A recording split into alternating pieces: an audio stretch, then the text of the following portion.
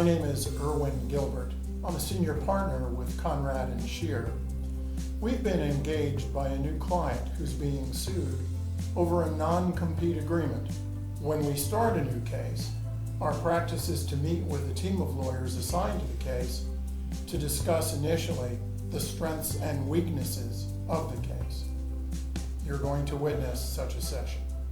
With me today are team members Jimmy Mintz and Kyle Roberts. Kyle, looking at this case from the point of view of the plaintiff who is suing our client, what were your initial thoughts? Well, I know that when we spoke with our client, he initially wants to move to dismiss the claims brought against him for hiring the plaintiff's ex-employee. However, that is a factual dispute that can't be decided on a motion to dismiss, and it's more appropriate for a motion for summary judgment, so that will have to wait until we get further into this case. Additionally, the plaintiff could move for a temporary injunction to prevent our client from continuing to employ their ex-employee based on the breach of this covenant not to compete.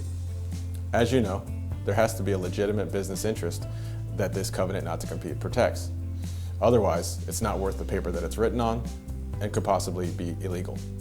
Plaintiff is alleging that they have several forms of confidential information, including their financial data, profit and loss sheets, and other documentation that shows how their business is run. In addition to that, they're claiming that the ex-employee, who our client now employs, has some of that confidential information in his possession.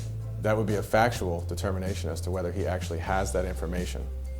And it's something that we seriously need to look into to figure out whether he took any of that information while he was employed or whether it's something that he gained in the course of his employment.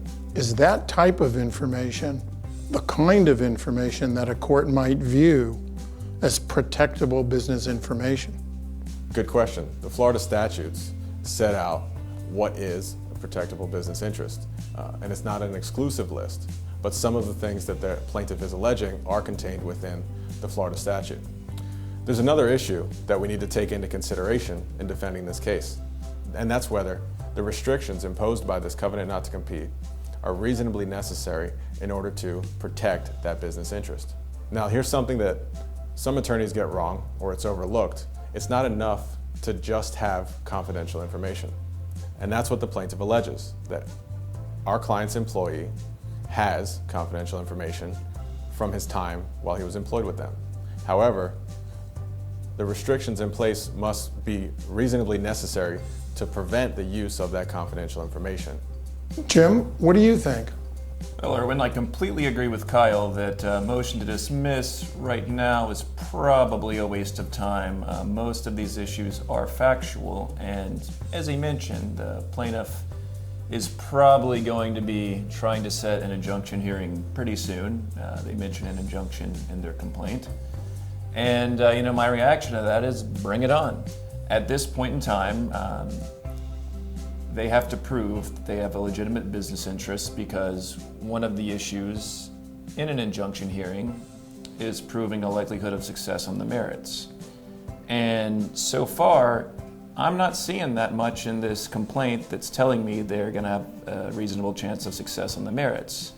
They do mention various types of confidential information, but you could pretty much cut and paste what they've put into this complaint from any other complaint seeking to enforce a non-compete. So far, I'm not seeing a whole lot that is specific to this company in this complaint. Maybe it is there, but whenever they talk about financial data and customer lists and all of that, I'm just not seeing anything specific that tells me that they've actually thought about this and that they're not just reading off what the contract itself claims is the reasonable business interest. And as we know, to be a legitimate business interest, it really has to be an investment by the employer that if it's taken, it would enable unfair competition. Right now, I don't know what is in here that really fits into that definition. So I'd say we should probably go ahead and get an injunction hearing and just get to figuring out what the facts are. Are you thinking that an injunction hearing is a way to get really fast discovery into the heart of their case? Yes, right now all we have is a complaint, and just reading the complaint, I see a list of categories of things that could be protectable information, that could be a legitimate business interest, but it really is not specific. It could have just been cut and pasted from the contract's description. In fact, it looks to me like it is, and I really can't tell, for example, when it mentions customer lists, what type of customers are we talking about? Are these big chains that everyone knows about, like Walmart and Target, who competitors are already doing business with, who competitors already know? If that's the case, then the customer list they're describing don't really mean anything and definitely can't justify a non-compete covenant. So that's why I do think it is a good idea to try to speed ahead toward an injunction hearing, get some discovery, figure out exactly what they're saying is protectable, because my gut feeling right now is that if they really had something protectable, they would have been a little bit more specific about what it is that information is.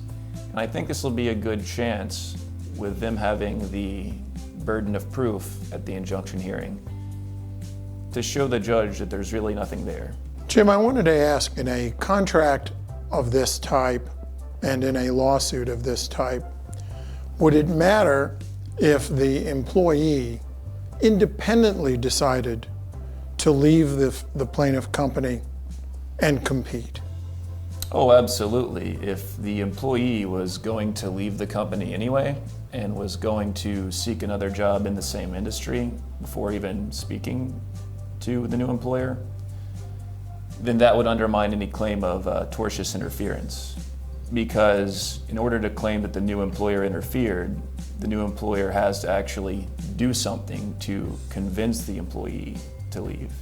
If the employee was already going to leave and compete in the same industry before speaking to the new employer, then there's no claim against the new employer. So we do need to get some information, figure that out, see if there's any emails out there that support the idea that the employee was going to leave anyway, and speak to the employee. See what that employee has to say about the employee's motives. Well, gentlemen, it seems to me that we have a plan, and well, let's get started. Every case is unique.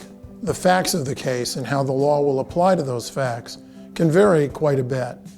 You should always consult with a competent attorney before making any important business decision.